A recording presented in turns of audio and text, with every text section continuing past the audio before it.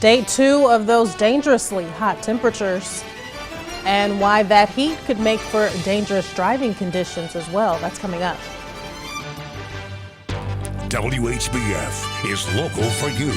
This is Local 4 News this morning.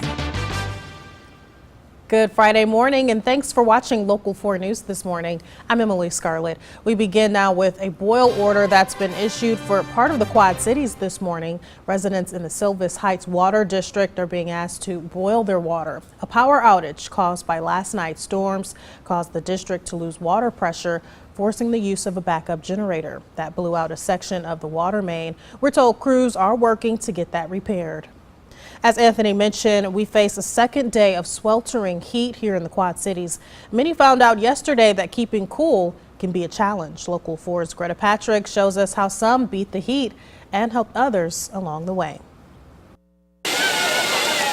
When Rock Island goes under extreme heat warnings, Rock Island police help local kids cool off. They open up a fire hydrant and hand out freezer pops. We came out to see the police cars rolling out. We wondered what was going on, and then we saw that they opening the fire hydrants. The idea is to let kids get a water park experience, even if they can't go beyond their neighborhood. My chief, my lieutenant, they tend to pay attention to what's going on in the neighborhood. When it gets up like this, they ask a couple of us to come out and open up the hydrants. It was like, and while the temperatures out here didn't quite reach 100 degrees, the heat index went well above it. At its hottest, the heat index was a whopping 113 degrees. Over in East Moline, a group of middle schoolers decided that heat wasn't going to stop them from helping the elderly with lawn work. Weeding, getting rid of some unwanted plants that the client didn't want. We've been mowing the lawn. It was part of a service camp called Just 5 Days. Multiple teams from all over the country come to do service work, but because of the heat, organizers had to arrange for inside work as a way to keep the kids from overheating. We had 2 teams that said, no, we want to get out there and we want to help people, especially the elderly with alternatives, because nobody else is going to do this service for them. From ice cream to freezer pops to staying hydrated while volunteering, the heat isn't stopping some people from enjoying the outdoors. Greta Patrick, Local 4 News. Thanks, Greta. You can find several cooling centers in the area to help you get out of the heat. The Clinton County Emergency Management Agency is running one this week. You can find it at the Administration Building's cafeteria on 3rd Street in Clinton. It's open to anyone from 8 a.m. until 4:30 during the week. And Rock Island Township has turned Town Hall into a cooling center. The building will be open from 8 a.m. until 6:15 p.m. That's on 7th Avenue in Rock Island. Thanks to that heat, the Illinois Department of Transportation is urging drivers to be on the lookout for buckling pavement for the next few days. The DOT says the combination of very high temperatures and rainfall can lead to pavement expanding and ultimately buckling. That can cause uneven driving surfaces in some areas. As long as the heat and humidity persist, IDOT will be monitoring the situation with crews available to make repairs as quickly as possible. You could always cool down with the ride across the Mississippi River. Today, the Channel Cat will celebrate the opening of a new landing at Riverbend Commons in Moline. Metrolink has invested $1.4 million in the ADA accessible landing. It opens to the public after a ribbon cutting ceremony this morning. That takes place at 10. Protesters are calling for justice after an officer-involved shooting this week in Florida. Charles Kinsey says he was trying to coax an autistic patient out of the street when officers arrived on the scene. Video shows Kinsey on his back with his hands up before an officer shot and then handcuffed him. The patient was also shot. Neither of the two were armed at the time. The officer is currently on administrative leave and the state attorney's office is investigating. This morning, the NBA is looking for a new home for the 2017 All-Star Game. The league says it will not be playing the game in Charlotte as scheduled because of North Carolina's controversial transgender bathroom bill. Hannah Daniels has more on what may be the biggest economic fallout yet for the state. The NBA All-Star Game was an economic slam dunk for the city of New Orleans in 2014, bringing in more than $100 million to the Big Easy. And next year may be a repeat.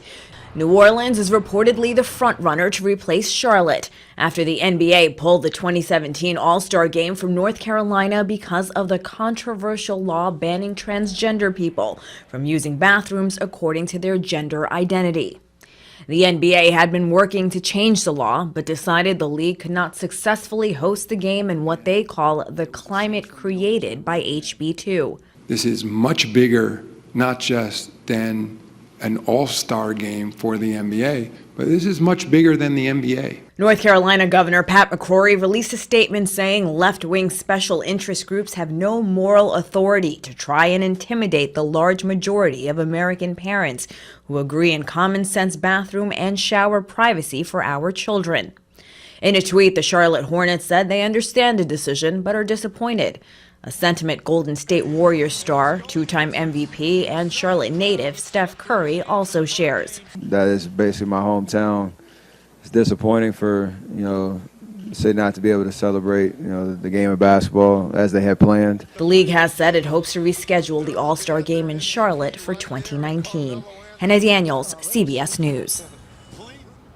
One Rock Island police officer takes his oath to protect and serve seriously, even on vacation. Sergeant Kirk Pattison was on Clearwater Beach in Florida when he heard people calling for help. Two teenagers were struck by lightning. One of them did not have a pulse. Pattison and another bystander, who happened to be a CPR trainer from Pennsylvania, started CPR. It didn't take long for them to get a pulse. Every time I've seen it work, it's because it's done immediately. It's a good feeling. It's a good feeling to watch them sit there and start breathing on their own a little bit.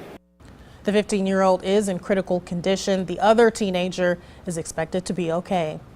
Moline firefighters and police officers squared off in a paintball battle yesterday, but only one could come away as the victor. The fundraiser will benefit the families of the 5 officers killed in Dallas 2 weeks ago. Both departments pledged $400 to the Dallas Police Association Survivors Fund and encouraged others to give as well. One officer says some firefighters had a bit of an edge.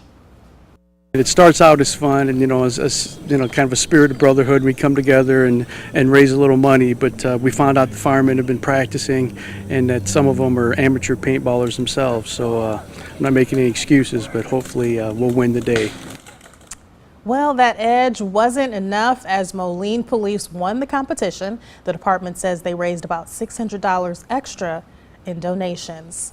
Let's check in with meteorologist Anthony Peoples. Of course, this is always a good day for us because it is Friday morning. We're heading into the weekend. Anthony, of course, we had some storms overnight, and that did help to bring those temperatures down a bit. But you say don't get comfortable. The heat is on its way back. That's right. The temperatures did fall back into the 60s and low 70s with those heavy rain showers and storms that moved through. But Emily, once the storms move out, that heat and humidity will rebound, and it's going to be another hot and humid day just like yesterday. All right, so get ready to beat the heat. How about the showers and storms? Any more chances for those? We do have more chances later today. It's still storming just to the south and southwest of the Quad Cities. That's the view that we're looking at right now. And we've been seeing occasional lightning down that way. Of course, right now that I'm talking about it, we're not going to see those flashes. There we go. We have some showers and thunderstorms out there, especially to the south of the metro area. 72 right now in Moline and Davenport at 70 degrees. Dew points are still rather high.